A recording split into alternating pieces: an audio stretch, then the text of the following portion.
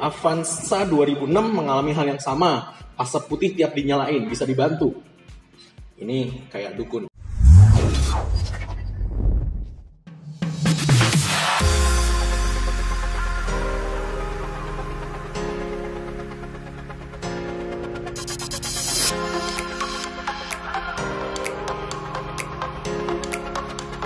Nah, yang nomor satu adalah Sandi taruh, "Om, mobil saya Avanza 2004 1300 cc, apa penyebab seal oli bocor sendiri?"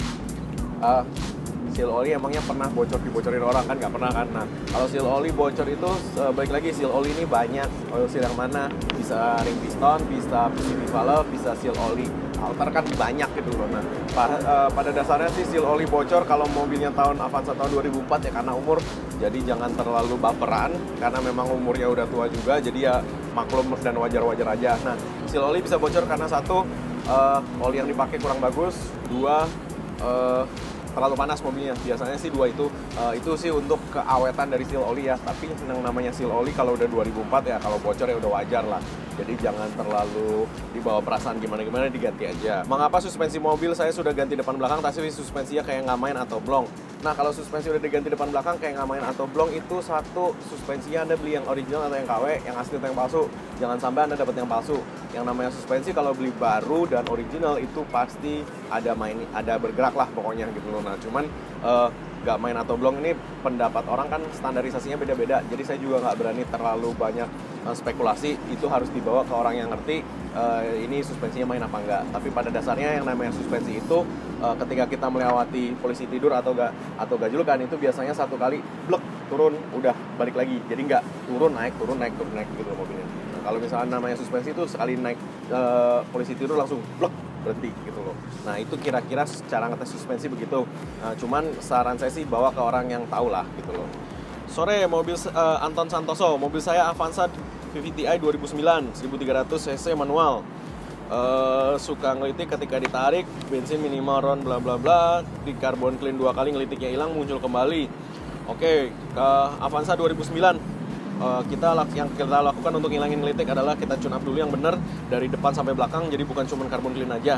Untuk tune upnya bisa datang ke dokter mobil, kita bisa tune upin dan kita berani garansi ngelitiknya hilang. Nah, untuk supaya nggak muncul kembali, radiator Anda harus dikuras dan dibersihkan ya, diservis radiatornya supaya mobilnya ini nggak panas, karena mobilnya udah 2009, jadi sudah hampir 10 tahun. Udah wajar radiatornya diganti dan radiatornya itu dibersihkan. Kalau throttle body dan sensor-sensor udah dibersihkan ya berarti bagus, berarti kan problemnya bukan dari situ. Kemungkinan besar adalah ini mobil ini kepanasan gitu loh, jadi dia bensinnya kebakar dulu sebelum dipercik oleh busi. Yang pertama, Muzadi Adlani. Saya mau tanya, saya punya Avanza Veloz 2016, manual 1300. Kenapa ya setiap mau masuk gigi mundur susah banget?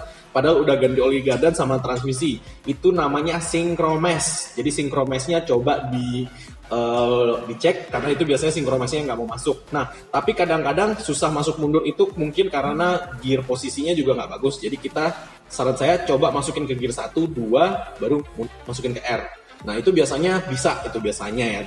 Kalau nggak bisa ya berarti transmisi diturunin, dicek synchromess-nya. Oke, yang ketiga, Encep Komarudin. Malam Om, saya Veloz 1500 2014. Ban depan bunyi gluduk-gluduk kalau kena jalan berlubang. Cek Toyota karena katanya steering rack-nya berkarat karena pelindung karet-karetnya bolong, harus diganti. Pertanyaannya bisa dibenerin apa harus diganti?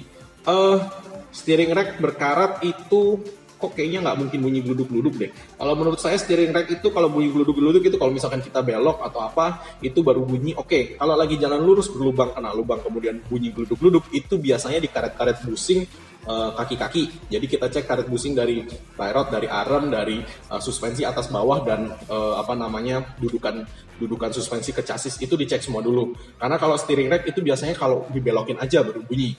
Bukan dari jalan kemudian bunyi gluduk-gluduk, no. Jadi itu dicek dulu ke tukang kaki-kaki sebelum Anda ganti. Karena steering rack Veloz, tahu saya itu elektrik, itu mahal. Bisa Tanik.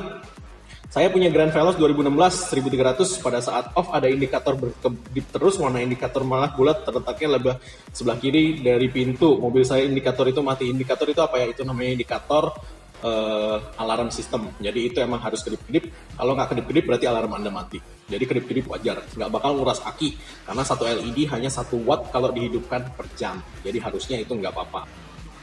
Christian Eben, Avanza 2006 mengalami hal yang sama. Asap putih tiap dinyalain, bisa dibantu. Ini kayak dukun. Asap putih ketika dinyalain, saya udah bilang ya, macam-macam, berbagai macam hal. Biasanya sih olinya bocor ke ruang bakar. Nah, itu harus dicek dulu, dites kompresi, kemudian kalau memang ternyata olinya bocor ke ruang bakar, ya turun mesin. Itu nggak ada hal lain lagi yang bisa kita lakukan. Jadi saran saya sih, bawa ke bengkel, kita cek. Antoro Bali Tour, ini iklan gitu ya. Oh, mobil saya Avanza S 2011 Matic. Mobil saya kenapa ya kok ngelos di RPM tinggi? Kadang-kadang udah di tune up total. Matic ngelos di RPM tinggi. Oke, Anda udah ganti oli Matic belum? Kalau Anda sudah ganti oli Matic, Anda coba turunkan Maticnya, dilihat plat koplingnya. Kalau ngelos di RPM tinggi itu biasanya ketika RPM tinggi, dia slip koplingnya. Nah, kalau udah habis koplingnya ya diganti, nggak bisa diapa-apain lagi. Nah, nomor 1, Hafiz. Mobil saya Avanza sudah 3 kali harus ganti busi. Kenapa ya? Dan ada solusi biar nggak kayak gini lagi. 3 kali ganti busi itu seperti apa dulu? Apakah businya itu peyang habis? Apakah businya itu hitam karena rusak karena karbon? Apakah businya itu basah? Nah, kalau businya peyang atau habis dan cepat sekali habisnya, kemungkinan Anda dikasih busi palsu. Kalau businya hitam dan basah, itu biasanya karena injektornya kurang bagus. Itu harus dibersihkan injektornya sehingga pembakaran di businya juga lebih bagus. Nah, kalau misalkan bocor oli, itu juga harus ganti busi. Cuman kan 3 penyakit yang berbeda dengan 3 penanganan yang berbeda. Harusnya sih mereka sudah bisa, kalau bengkel yang benar sudah bisa kasih solusi nih, kenapa gitu loh. Kalau Anda hanya disuruh ganti lagi, saya jamin Anda akan ganti lagi yang keempat kalinya. Makanya kita harus selesaikan masalahnya dengan tuntas ke akarnya. Jangan lupa subscribe, like, dan komen di YouTube kami. Thanks.